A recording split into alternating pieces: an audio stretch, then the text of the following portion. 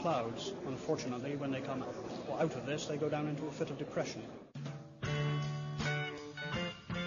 The authorities' efforts to suppress cannabis took a knock with the arrival of the hippie movement. Far from being depressed, these were people who trumpeted the beneficial effects of the drug on their lifestyle.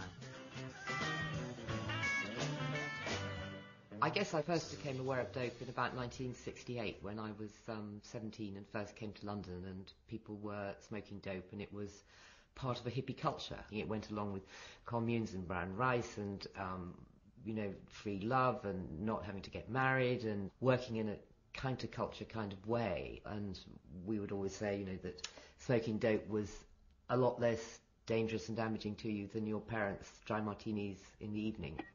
The media found hippies fascinating, and some of TV's best-known journalists went to America to report on them and on the prevalence of pot. Michael Parkinson went to a love-in. The hippies call themselves the love generation. The one love they all share is not something you see, but something you smell.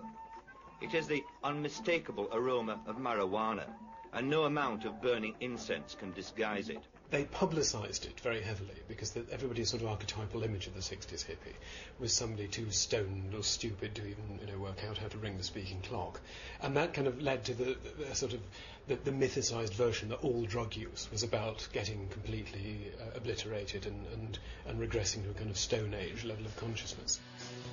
Charles Wheeler dropped in on the hippies of the Morning Star Ranch. Among the woodland hippies, marijuana is smoked quite freely. Joints are passed round like pipes of peace. Some of the hippies have found contentment in the Morning Star, and they clearly hope to stay. With lots of good people, it's a beautiful place. Do you like the solitude? Super good. Or the company? Both. Both. What about the drug thing? How important is this? To me? Not very. I like it. Yeah. But if it's not here, it's not here.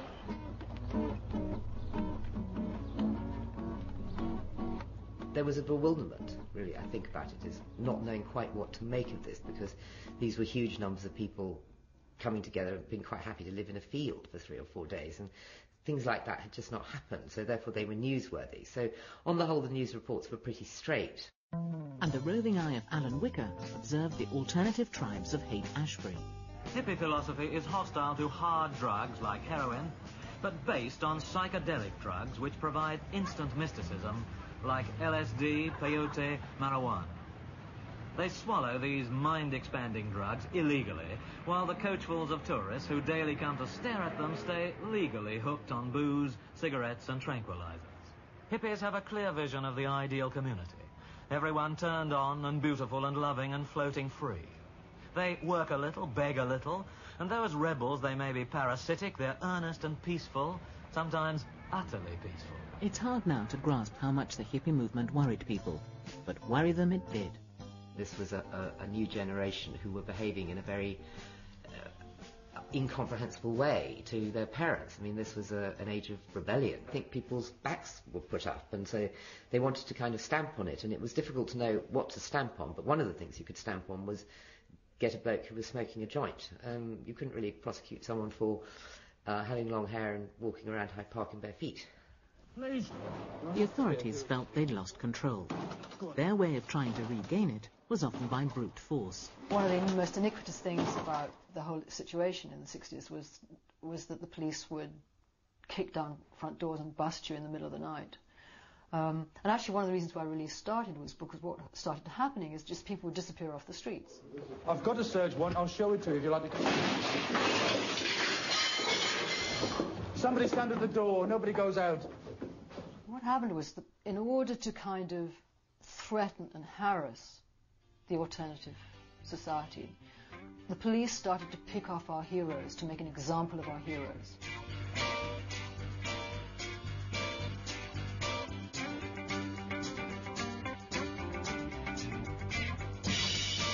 There was a particular detective sergeant in West End Central who really made it his business to go in for star busts and would stomp around London with his lads, desperately looking for people so that he could get, front page coverage. They arrested Jagger for having a few pet pills he'd acquired legally. and the judge was determined to make the most of it. And then later on they started to bust the vehicles. People gather around me, this is who it may concern. I'm not trying to run your life, but you're never too old to learn.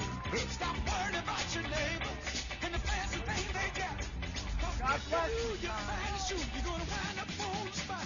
It began to look, even to the media, as if the whole thing was a witch hunt. Eventually, the Times, in a famous editorial in '67 called "Who Breaks a Butterfly on a Wheel," particularly about the Mick Jagger, Keith Richard bus, saying that it really had gone too far. This was the first real indication that not everyone agreed with the persecution of pot smokers, and it didn't go unnoticed.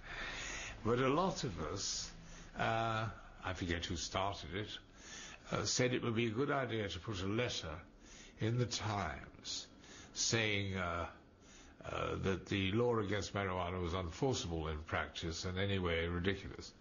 And so we all did sign it. I signed it among many others, including several of the Beatles. A huge list, and very distinguished people, MPs, quite a few dons. So it didn't have any effect.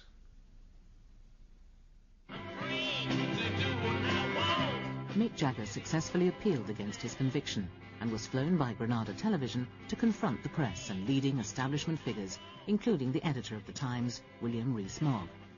Mick Jagger, the Rolling Stones leader, sentenced to jail a month ago on drugs charges, is free. Earlier today he won his appeal against the prison sentence, and tonight he flew by helicopter to an outside broadcast location 30 miles from London to appear in World in Action.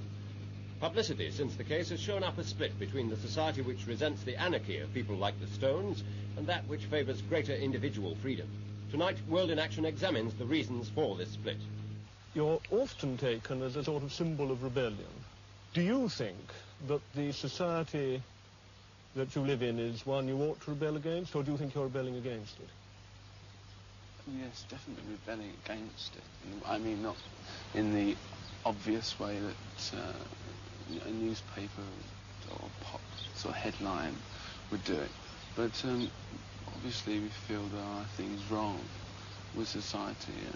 But I haven't, until very recently, been into this kind of discussion at all, because I haven't really felt it's been my place.